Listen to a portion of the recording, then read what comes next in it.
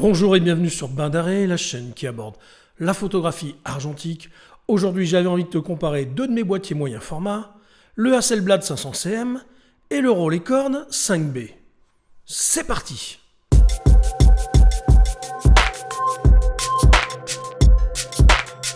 Si je fais ce comparatif aujourd'hui, c'est pour vérifier plusieurs choses. D'abord, en termes de coût, le Hasselblad 500 cm se vend environ à 2000 € sur le marché de l'occasion. Quant au Rolleicord 5B, dont le 5 est noté en chiffres romains, qui est le dernier de sa génération, on le trouve à environ 350 €. Tu comprendras que la différence de prix est très importante et qu'elle est une raison qui justifie la comparaison. Ces deux boîtiers sont des réflexes qui appartiennent à la famille des moyens formats. On les charge avec des films en format 120 qui produisent 12 images en 6:6. À ce sujet, je t'invite à regarder l'audio animé que j'ai réalisé sur les formats de film. L'Hasselblad est un réflexe mono-objectif, alors que le Rolleicord est un réflexe bi-objectif, ce qui le classe dans une catégorie que l'on nomme TLR, qui signifie en anglais Twin Lens Reflex. L'objectif du haut sert à la visée, celui du bas pour la prise de vue.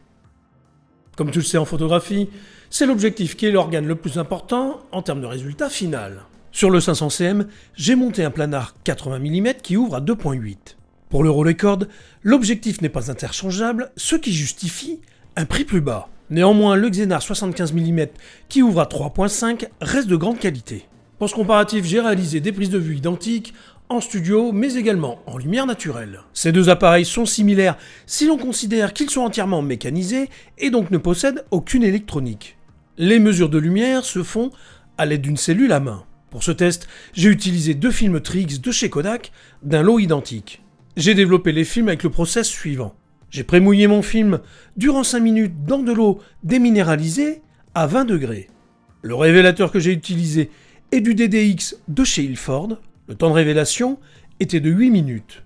J'ai poursuivi le développement par un bain d'arrêt, puis un fixateur. Enfin, j'ai rincé le film, puis j'ai finalisé le process par un bain d'agent mouillant. Dans le diaporama que je vais te commenter en direct, les images ont été recadrées de manière quasi identique afin d'avoir une lecture plus facile. Je te laisse découvrir tout ça en images. C'est parti! Sur cette première photo faite en studio au flash, je trouve que les différences sont très infimes. On peut observer qu'avec le 500 cm, on a très légèrement plus de détails. C'est dans les bols de riz notamment qu'on le mesure le plus, mais il faut vraiment observer attentivement. Là par contre, ces deux images sont quasi identiques.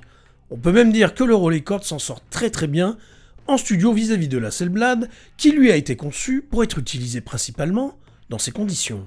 C'est sur cette image que l'on peut constater, là aussi, davantage de détails sur la photo prise avec le 500 cm. Comme pour le riz, l'intérieur de l'artichaut possède davantage de détails. Je constate que dans les hautes lumières, le planard 80 mm est plus performant que l'objectif du Rolleicord. Mais au-delà de ça, l'image, là aussi, est vraiment équivalente en termes de rendu. Je rappelle que l'un coûte environ 2000 € versus 350 €.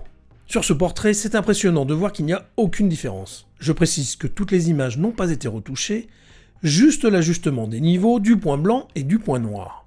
En extérieur, là aussi, peu de différence de rendu, juste la perspective légèrement différente, due aux focales qui ne sont pas identiques. Le Rolleicord s'en sort très bien une fois de plus. Là aussi, au-delà des perspectives différentes, on notera que les images sont très proches l'une de l'autre. En observant l'image faite avec le 500 cm, on constate qu'elle est plus nette que celle du Rolleicord.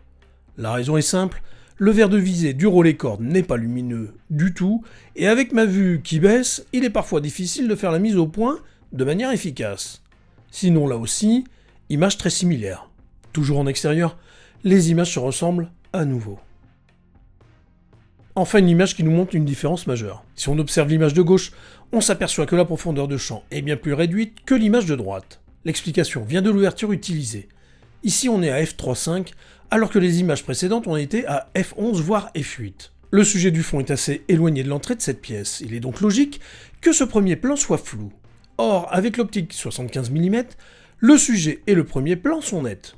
Sur cette image, la mise au point a été faite sur le visage. Avec une ouverture à f5.6, on constate que dans les coins de l'image de gauche, c'est net. En revanche, sur la photo de droite, les coins sont flous.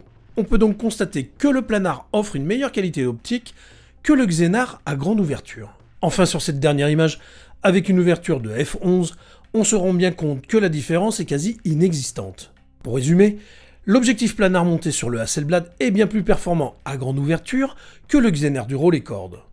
En revanche, pour du studio et des images avec une plus petite ouverture à compter de f8, le Rolleicord s'en sort plutôt pas mal face à la Hasselblad. Et vu la différence de prix, si tu souhaites te lancer dans le moyen format et selon ton usage, je te conseillerais de démarrer avec un Rolleicord. Cette vidéo est maintenant terminée, j'espère qu'elle t'aura plu. Si c'est le cas, n'hésite pas à la liker et à la partager sur tes réseaux.